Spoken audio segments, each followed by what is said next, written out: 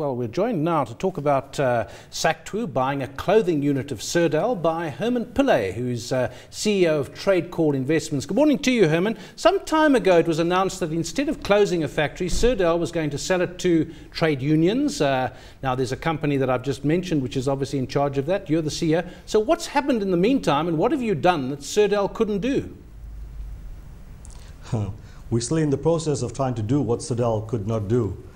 But I think the first thing that we had to do, firstly, was to reassure customer confidence. So when we were approached in June of last year with the announcements of the closure of Seardel Apparel, the first plan of action was to approach the retailers to see if we had the support from them.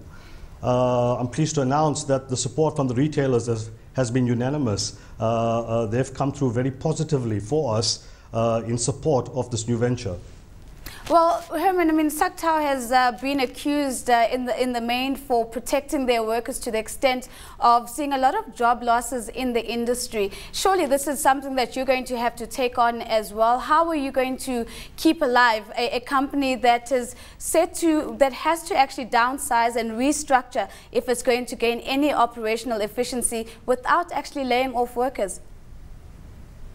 Just to correct you on that point, Seardel Apparel pre-takeover sat with 2,453 employees. When Sactwu intervened with buying out Seardel Apparel, we managed to save 2,260 jobs. The casualty was 193 jobs, which contributed to poor health and to those that reached the age of retirement. Herman, just looking at what you've done actually having taken over the company, I mean, do you negotiate now with yourself when it comes to trade union negotiations? How does that work? Has it been easier to talk to yourself, as it were, when it comes to labour relations and, most of all, wages? I think the separation between the two is very distinct. Sactwu has the right to industrial relations, which it will hold. What it did do was improve labor relations. Sactwu has done a big thing here. I mean, they stepped in during a time of crisis, and what they've actually done was they intervened when a factory was facing closure. That huge step that they've taken should be rewarded with improved labor relations. But in no way will Sactwu be prejudiced in any way to give any royalties to Trade Call Investments Apparel. They have the right to stand the industrial relationship ground. Herman, I want to go back to the labour issue. Sactwu has been quoted as saying that the incentive of buying Seardel is not profit, and that the incentive was in fact to save jobs. Again, in a purely capitalist conversation and context, how does saving jobs become more important than making profit? How are you going to be striking that balance? Well, I listened to a conversation or the interview that you guys had prior to my interview, where you spoke about CEOs taking a pay cut.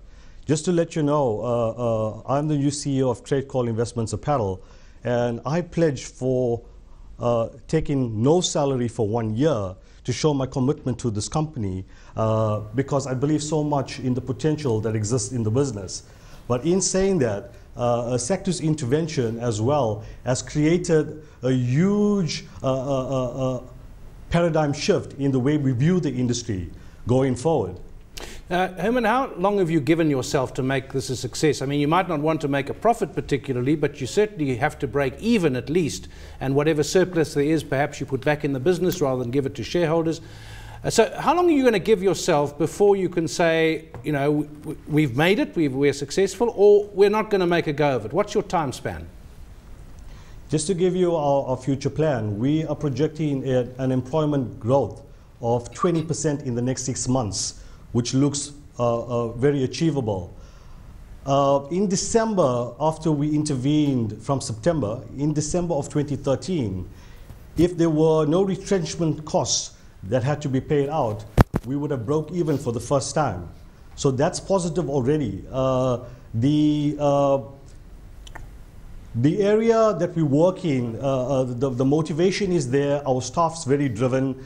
I've surrounded myself with a very strong team, a very capable team. And going back to what Craig Martin said, the strategy is quite clear.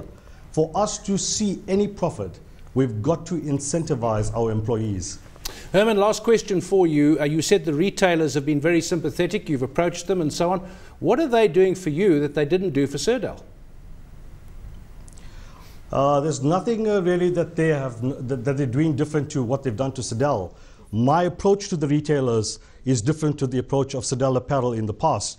I've approached them with the process of being versatile in products that Seardel Apparel did not do in the past. This gives us a good market share, but at the same time, what it also enables us is to be versatile in the industry and take on products that was not manufactured at Seardel Apparel before.